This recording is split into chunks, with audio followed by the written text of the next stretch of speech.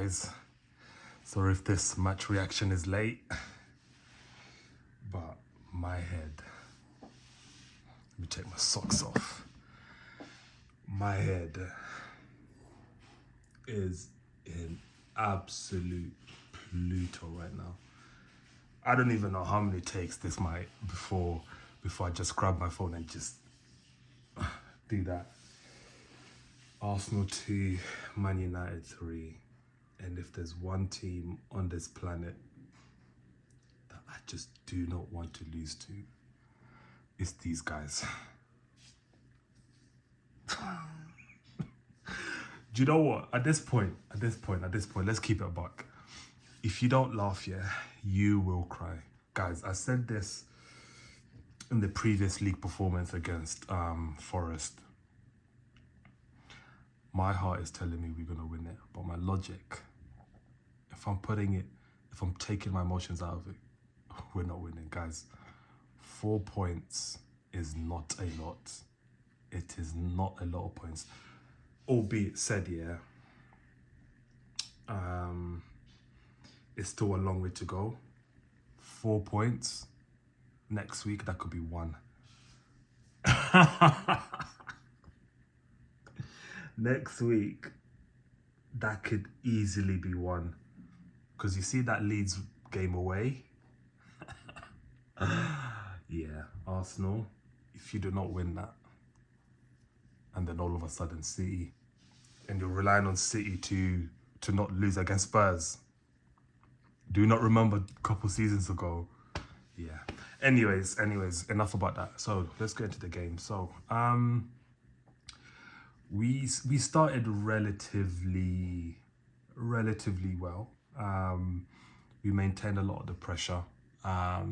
Although there wasn't a lot of pace out wide, I was happy with the front three because because we needed to control, I can't even think straight today, but the benefit of having Saka and Trossard in both wide areas is particularly they're quite good ball to feet players. And this is very good. This really helped us in build up in a lot of games, not even today, but a lot of the times when the ball comes into Trossard and Saka, they're able to control it and distribute it to others. Odegaard, who we'll get into in a second, and Rice. And in that first 20-30 minutes, we were applying the pressure. We were really good. But this game here today was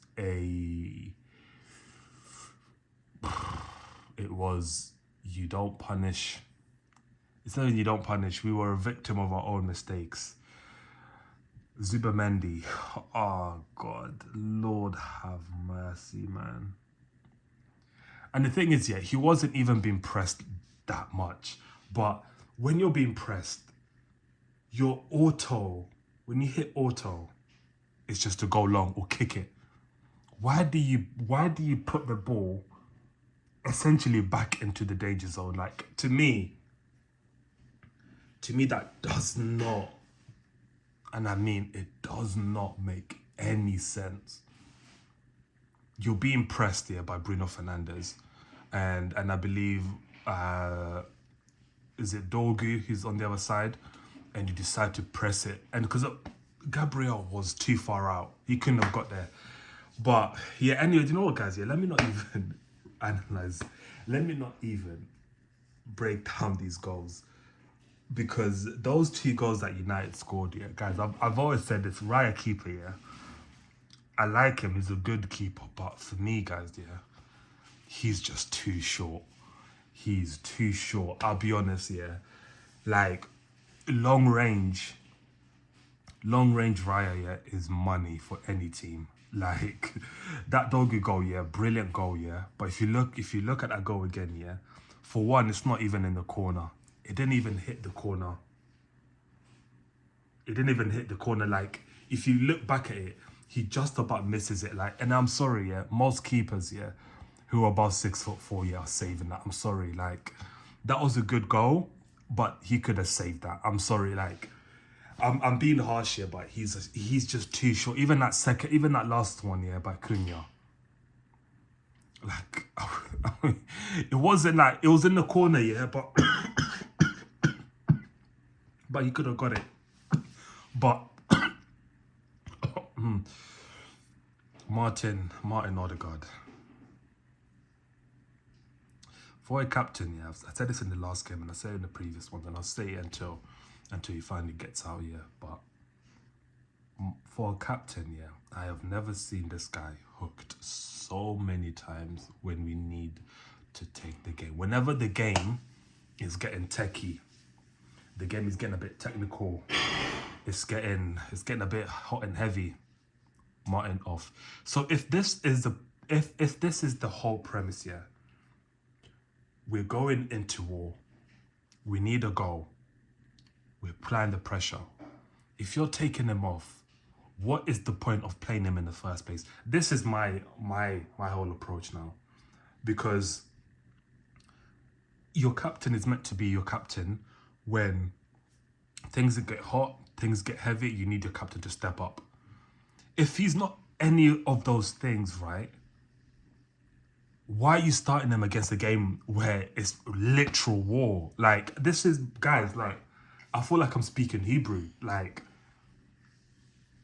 we're going into a literal war zone with this guy here. What is the genuine point of not playing him? What's the point? Like, you might as well just sub him off. Like, not sub him off, but you might as well just not start him. Because if this is the constant vibe that we're going every single game, yeah, we're just subbing him off. 45, 60 minutes, sub him off. We need a goal. No, not your captain, get off the pitch. My thing is, yeah, Odegaard is a great player, and I still think he's a good player. But the badge on wearing that captain is too heavy for him. That's just my honest opinion on this. I think we can get a much better player when that armband is off. And I think when you have that armband on, there is a level of responsibility that you carry with that armband on that is just too much for certain players. And for Martin, it's just too much. Like, 60 minutes, yeah. I don't even know when he came off, but we need a goal. Like, he's your captain. Like, why is he coming off? And don't get me wrong, I'm not against that substitution, because I think I've always said that Odegaard is not only the armband needs to come off, he also needs to drop out of that 10 position, because he's just not progressive enough on the ball, yeah, as a 10, and he's not aggressive enough to play those balls in behind as a number 10. So as that whole point, there's no point playing him as a 10. I don't mind him as an 8, primarily as an 8. And Eze, I don't even know at this point, because he's looking like a real waste of money at the moment. Like, what did he do when he came on? Like, I'm being genuine. Like, I love Eze, yeah. But what did he do when he came on? And the other game against Inter, when obviously I spoke about Ethan, you let a player like him go, yeah, as if our midfield is now all of a sudden the best in the world. That midfield lacks so much creativity that he could not see. He could not see that. And now you're going to have to stuck this out, because, guys, there's going to be a lot of Marino and Odegaard and Eze in that midfield, yeah. And I like Eze, but you're not doing enough. I liked Saka. There's a time Saka whipped that ball from the left, yeah. And Saka on the left might not be the worst thing, because I don't think Noni is the best on that side either. But Saka on that left, yeah, might not be the worst thing. But there was, when we equalised, Noni had the ball. He had to make a decisive decision. Either play that one ball one time into the box, or go down the outside. Goes down the outside, runs the ball out. United have that ball back, and they go into score. We didn't press them enough. That was a great goal. I think the keeper should have saved it. I'm being dead ass. Like, Cunha hit it with a great amount of power. Cool. But it wasn't. But I feel like he was in the corner. But I just feel like that ball was not hit with enough pace to trouble Raya like that, and he just got packed. Guys, it is 4 points. I'm telling you now, yeah, guys. Hand on heart, genuine reflection on this game, yeah. we are not winning this league. I'll be so honest with you. We are not touching this league. I'm trying to just be as composed and as honest as I possibly can. But let's not pretend, Arsenal fans, here, like we have not seen this movie before. Let's not pretend we've not seen this before. You had 2 bullets. You had 2 bullets to kill that shark. That blue shark. You had 2 bullets to kill it. And you did not take a single... You missed. You took your shot and you missed. Forest away, Liverpool at home. You had 2 shots. You had 2 shots at City and you missed. Now it's 4 points.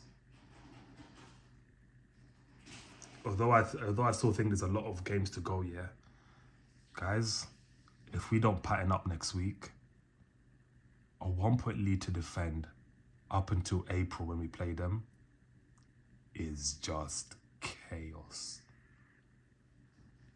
You have given them a lifeline. The last 2 to 3 games, you could have killed them off. Bye-bye. 11 points, they're not getting that. Now it's 4. If we don't beat Leeds, it's gonna be 1. Because if you think for 1 second that Spurs team is gonna do us any favors, and if you have not learned from 2 or 3 seasons ago when that same scenario played out, you're over your head. You're over your head. Guys, at the end of this season, let's be real. I'm gonna win either way. We win the league, I'm happy. We don't win the league, this manager's gone. It's just the way I'm looking at it, because at this point, we loaned out our most promising player who can give us something in midfield to see Marino and Eze and Odegaard. To see both of those players continuously get minutes and look absolutely dross. Let's be real, I like Eze, but you're looking like a serious fraud right now. And Marino, I've said my piece about Marino in the midfield. I don't fancy it. And Odegaard, as long as he keeps playing him in the 10, he's useless. And Zubimendi, boy, whenever you press him, he's looking real funny. Looking real funny. And now Havertz, we were told that he was going to come back. Where is he? I'm hearing injuries again. So, from Feb to May, that's going to be a long season. To defend 4 points, guys, this title race is back on. And 2-3 games ago, that title race could have been done and dusted. This is how quickly they get the season changes. So, buckle up, guys, because we have seen this before. I'll say it again, guys. We have seen it. We have seen this movie before. Time and time again. Last season, the season before, the season before, the season before. We have seen this movie every single season. We have seen it. So, just manage your expectation, guys, because I'll be honest, I don't see it. Like, I just don't see it. Like, we are not winning this league, guys. Like, I'll be very brutally honest. Like, I'm not here to cuddle and say it's there's still lots of games to go. It is lots of games to go. It's still early. But 4 points.